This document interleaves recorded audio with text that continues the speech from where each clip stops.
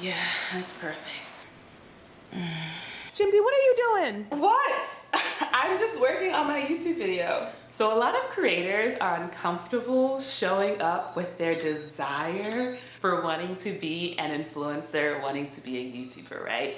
And there are lots of reasons behind this desire. We're not shaming you for your embarrassment or, your discomfort with wanting to really own this role that you want to play in our culture and our society. And this thing we do when we are a little bit uncomfortable with how much we want something, when we pretend to be nonchalant, we maybe don't give our full effort, we kind of wait and see, we wait for our audience to come to us first. We do this because it's keeping us safe, right? It's keeping us from being with the vulnerability of saying, hey, I really want to, create this thing. I really want to be seen and appreciated and loved for my artistic gifts. But maybe I'm not going to get that love that I want, so instead I'm not going to really make it clear that I want it in the first place. We do that because we think it's keeping us safe, but actually it's that lack of passion, that lack of desire, and that lack of effort that actually keeps us from growing the audience that is just as loyal and dedicated and excited and enthusiastic as we are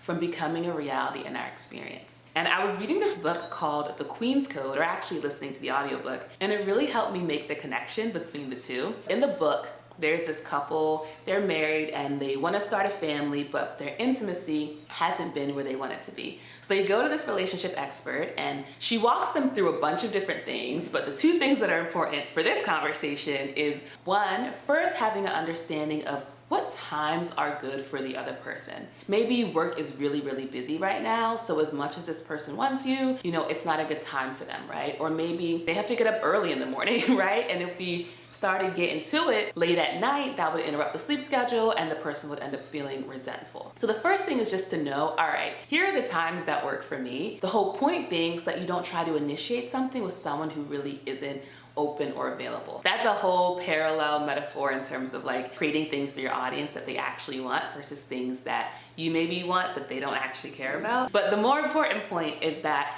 once you know the times that are good for your audience, for your partner, you then need to have clarity on the signals that say, hey, this is me showing interest. In the book, the man is like, I have only ever been receptive to the times you've shown interest. I've never rejected you. But the wife completely disagrees. In her experience, there were all these times that she tried to reach out and she was shut down and she felt rejected. So he was like, give me an example. I need receipts. And so she gives him one and he's like, I thought you were just being friendly. And he explains how, there are a lot of times where men just don't get physical touch the way women do. They're not necessarily hugging each other all the time and all these small ways of being affectionate. And so when a woman is affectionate with a man in public, the man errs on the side of oh, she's just being polite, she's just being friendly, this isn't something intimate, right? Basically, it needs to be super duper duper clear when the woman is really trying to get into something. And in hearing that, the wife understood,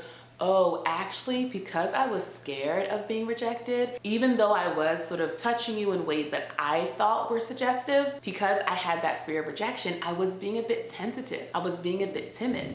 And as a result, you weren't picking up on my clues, and then I was feeling even more rejected during those times where I most wanted to be connected. And what the book explains is that it's that desire for your person that makes them even more attracted to you, right? And if we have this miscommunication, then we end up going into this spiral of timidity and fear and rejection and then ultimately disinterest, because it's well, this person doesn't even want me, right? And so I think it's a really helpful framework as we think about our efforts as creators, right? Are we letting our audience know that we actually care about them, that we actually want them? And are we doing it in a way where they understand and feel it? And that can look different depending on the audience, depending on what people want from, the different channels they watch. People go to different channels for different things. But if you have a sense of what you want to give and what your audience wants from you, you putting forth the effort to show that you hear them, you care, you want them to be there, it goes a really long way. If you consider the relationships in your life that are really special and beautiful and you feel really connected, chances are you don't say, wow, this person, they never try. They never put in any effort. They never show me that they actually like me or care about me. And if you do have relationships like that, I'm gonna hold your hand while I say this. That is trauma, all right? And you can handle that.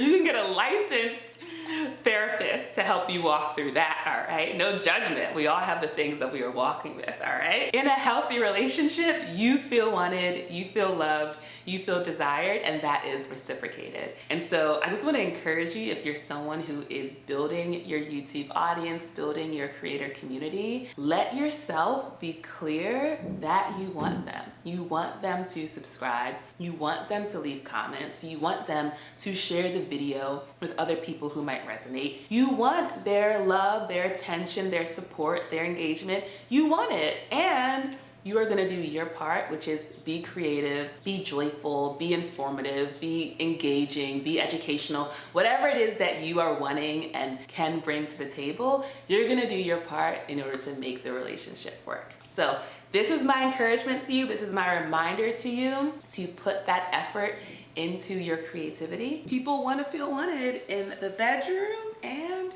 in the audience. All right, thanks for watching, y'all. Hope you enjoyed this. Give me a like if you liked it, subscribe to see more, and hang out with me every Wednesday for HelloCreator's Digital Creator Roundtable. We'll be back in January. Thank you, Patreon people. Say hi in the comments, and I'll see you in the next one. Bye.